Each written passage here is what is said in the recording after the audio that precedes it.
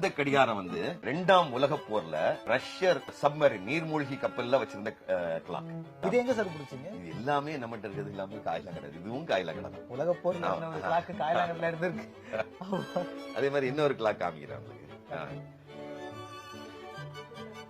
இது வந்து எப்படின்னா இந்த கிளாக் வந்து ரொம்ப விசேஷமான கிளாக். இது வந்து 2ஆம் உலக போர்ல அமெரிக்க ராணுவம் வந்து 1200 பிளேன் செய்யறாங்க. அந்த பிளேனுக்கு பேர் வந்து கெர்மன் F6F ஹெல்கேட். அந்த பிளேனுக்கு அந்த பேரை வைக்கிறாங்க. அந்த பிளேன்ல அந்த 1200 பிளேன்லயும் இந்த கடிகாரம் தான் அந்த காக்பிட்ல இருந்தது. காக்பிட்னா நமக்கு கார் டேஷ்போர்ட்னு சொல்லுவோம் தெரியுமா? ஏரோப்ளேன்ல உள்ள அந்த டேஷ்போர்டை வந்து காக்பிட்னு சொல்லுவோம். அந்த 1200 போர் விமானத்திலையும் ஃபைட்டர் ஜெட் அந்த கவர்மெண்ட் F6F ஹெல்கேட்டோட பேர் நீங்க ப்ரௌஸ் பண்ணி பாத்தீங்கன்னா தெரியும். அது அந்த ஏரோப்ளேன்ல இருந்த ஒரு பிளேன்ல இருந்த கடிகாரம். இது எனக்கு ஆச்சரியம் என்னன்னா இது எப்படி நம்ம நாட்டுல ஒரு காயிலாங்கடைக்கு வந்து சேர்ந்தது. அதான் ரொம்ப ஆச்சரியமா. நம்ம நாட்டு காயிலாங்கடை ரொம்ப பஞ்சரான கண்டிஷன்ல வந்தது.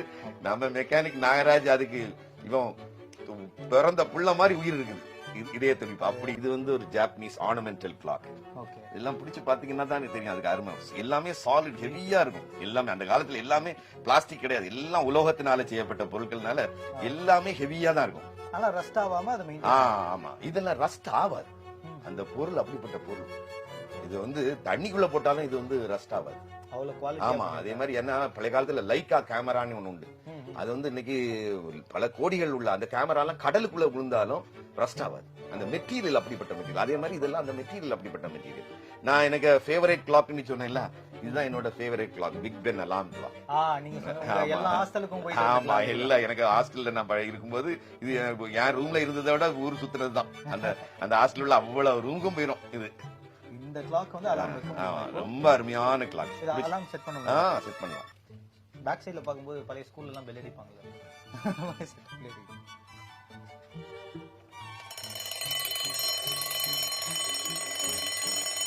அதே மாதிரி தான் பெல் கிளாக் சவுண்டுமே அந்த 1930ல செஞ்ச கிளாக். இன்னும் அந்த ரன்னிங் கண்டிஷன்ல இது வந்து பிக் பென். இதே மாடல்ல பேபி பென்னு ஒன்னு செஞ்சான். குட்டியாட்டு அவன் அதுக்கு பேபி பென்னு நேம் போட்டான். இது வந்து ஒரு அருமையான ஒரு கடிகாரம். ஆக்சுவலா இது ஒரு எக்யூப்மெண்ட். ஆக்சுவலி 1930ல அமெரிக்கால புறா ரேஸுக்கு விடுறவங்க யூஸ் பண்ண ஒரு கடிகாரம். கடிகாரம் எங்க இருக்குன்னா இங்க இருக்குது. இங்க இருக்குது புறா. இதுல வந்து ஒரு டேக் வச்சு அந்த கடிகாரம் அந்த புறாக்கு கால்ல கட்டி விட்டுருவாங்க. கட்டி விட்டு அது பறந்து வந்தோம்னா அதை வந்து எடுத்து இந்த இதுல பிரிண்ட் அவுட் எடுப்பாங்க.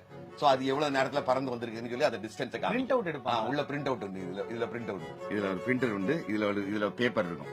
அந்த பேப்பர்ல நம்மகிட்ட வரும்போது இந்த பேப்பர்ல வந்து இது பிரிண்ட் அவுட் எடுத்து பிரிண்ட் அடிக்கும். Okay, printer plus